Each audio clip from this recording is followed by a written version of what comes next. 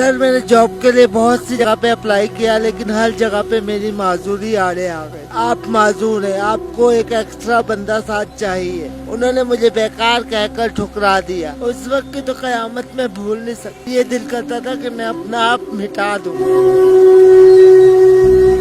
अस्सलाम वालेकुम नाज़रीन, मैं हूं डॉक्टर माजिद खान। आप देख रहे हैं मीडिया 92। मोहम्मद इब्रार जिसकी तालीम ग्रेजुएशन है, मगर इस वक्त वो खिलौने बेचने में मजबूर है। ज़ल्ज़ले की ज़द में आने के बाद वो कई साल तक कोमे में रहे।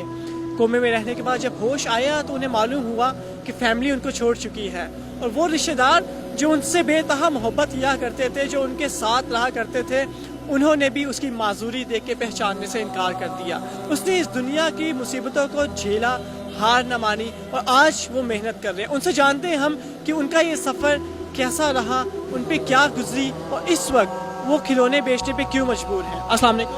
वालेकुम अस्सलाम। अच्छा, सबसे पहले मुझे ये बताइए कि आपकी ग्रेजुएशन आपने की हुई है, उसके बावजूद भी आप खिलौने बेच रहे हैं, कहीं पे कोई जॉब क्यों नहीं करते? सर मैंने जॉब के लिए बहुत सी जगह पे अप्लाई किया, लेकिन हर जगह पे मेरी माजूरी आड़े आ गई।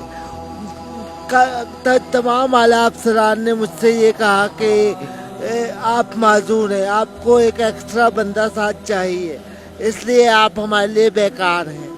उन्होंने मुझे बेकार कहकर ठुकरा दिया। इस वजह से मैं सड़कों पर खिलौने बेचने के लिए मजबूर हूँ। कितने अरसे से आप खिलौने बेच रहे हैं? तकरीबन 3-4 साल से। अच्छा, बहुत से आजकल तंदुरुस्त लोग, जवान लोग जो बिल्कुल ठीक हैं, ठीक है, वो भी कहते हैं कि मेहनत मजदूरी ना करें, क्यों खुद को इतना थकाएं, जाके भीख मांग लेते हैं, कहीं पे जो जगह पे बैठ जाते हैं, किसी जगह पे उनको बहुत से पैसे जमा हो जाते हैं। तो आप जो कि आप तो माजूर भी हैं और मेहनत मजदूरी नहीं कर सकते थी, तो आप ऐसा क्यों नहीं करते? मैं एजुकेटेड होते हुए इस चीज़ को अच्छा नहीं समझता, और जो लोग ऐसा करते हैं मैं उनको भी ये पैगाम दूंगा अपनी तरफ से कि वो लोग भी इस बात को समझे कि ये हक उनका नहीं, ये हक उन लाचारों का है जो बिस्तर पे पड़े हुए फालिज के मरीज हैं, उस बेवा का है जो अपना हिजाब छोड़ के घर से बाहर नहीं निकल रही। मैं कहता हूँ उन लोगों को शर्म आनी चाहिए कि जो सड़कों पे निकल के भीख मांगते हैं, और सबसे पहले हमारी उस आवाम को जो सही हकदार को पहचानती नहीं देने से पहले। बचपन में क्या बनना चाहते थे? सर मेरी डॉक्टर बनने की ख्वाहिश थी, और ज़ल्ज़ले के बाद मुझे माजूरी आई, उसके बाद मैं ना पढ़ सका। तो अभी आपने ग्रेजुएशन की है, अभी आपकी विश है कि आप कहीं पे किसी अच्छे सेक्टर में जॉब करें? यस, मुझे मिले तो मैं ज़रूर करूँगा। अभी भी किन्हीं किताबों का मुताला करते हैं कि नहीं करते? ज़्यादातर मैं उनको पढ़ता हूँ, और अल्लामा इकबाल को मैं बहुत ज़्यादा लाइक करता हूँ कि उनकी शायरी ने हमें ये बताया है कि माशरे में किस तरह रहना है और किस तरह अपने नाम और वक़ार को जिंदा रखना है। अच्छा, मुझे बताइए कि ये हादसा जब पेश आया था तो आप क्या कर रहे थे उस वक्त? कैसे ये हादसा पेश आया एकदम से? सर ये हादसा जब पेश आया उस वक्त सुबह 7 बज रहे थे। मेरी वालदा फरमाने लगी कि बेटा नाश्ता करके जाए। मैंने कहा मॉम आपने नाश्ता करवा दिया जो आपने करवाना था रात को, तो मैं जा रहा हूँ। इतना देखकर मेरी मॉम रोने लगी और कहने लगी कि बेटा आज ना आना कर, क्या पता आज का ये नाश्ता तेरे लिए आखिरी नाश्ता हो, आज का ये नाश्ता कर जा, इसके बाद क्या पता मौका ना मिले। इतना कहने के बाद फिर मैंने नाश्ता किया, और जब मैं घर से निकला उसके बाद ज़मीन इस तरह हिली है कि जिस तरह एक बस स्टार्ट करके छोड़ दो।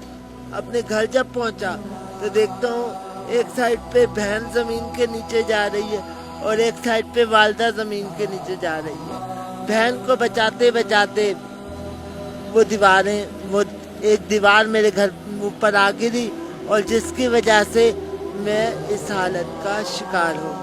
अच्छा, ये खिलौने बेचने से पहले भी आपने कोई काम किया था, और ये खिलौने बेचने का आइडिया किस तरह से आपको आया? खिलौने बेचने का आइडिया जो है मुझे भूख और अफलास ने दिया। जब मैंने ये सोचा कि मैं इतना पढ़ा लिखा होने के बाद मेरे लिए कहीं जॉब नहीं है, कोई ऐसा ज़राया नहीं है, ना ही मेरे को हुकूमत मदद कर रही है, ना ही मुझे कोई ऐसा ज़राया है कि जहाँ से मुझे ज़राया आमदन आ सके, तो एक बाहया ख़ानदान का लड़का होते हुए मैंने इस चीज़ को गवारा ना समझा, और मेरे जहन ने ये तय कर लिया कि मैं खिलौने लगाऊं। अच्छा, कोई बचपन की ऐसी बात जो आपको याद आती हो अक्सर, जो याद करते ही आप मुस्कुरा पड़ते हो, या कोई ऐसी बात जो याद करके रो पड़ते हो? बातें तो बहुत सी हैं, लेकिन मैं अब बीते वक्त को याद नहीं करना चाहता। अब ये इब्रार है जो नया है। अब मैं नई यादों के साथ जीना चाहता हूँ, और सबसे पहले मैं ये पैगाम देना चाहता हूँ पूरे पाकिस्तान में कि माजूर लोग भी इंसान हैं, माजूरों को भी अल्लाह ताला ने पैदा किया है, और आप एक मुसलमान मगरबी रियासत होते हुए माजूरों को भी उनके हकूक दीजिए।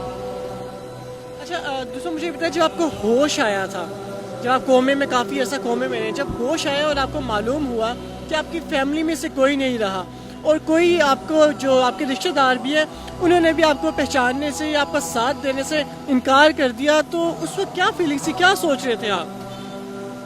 उस वक्त की तो क़यामत में भूल नहीं सकता। उस वक्त तो ये दिल करता था कि मैं अपना आप मिटा दूं।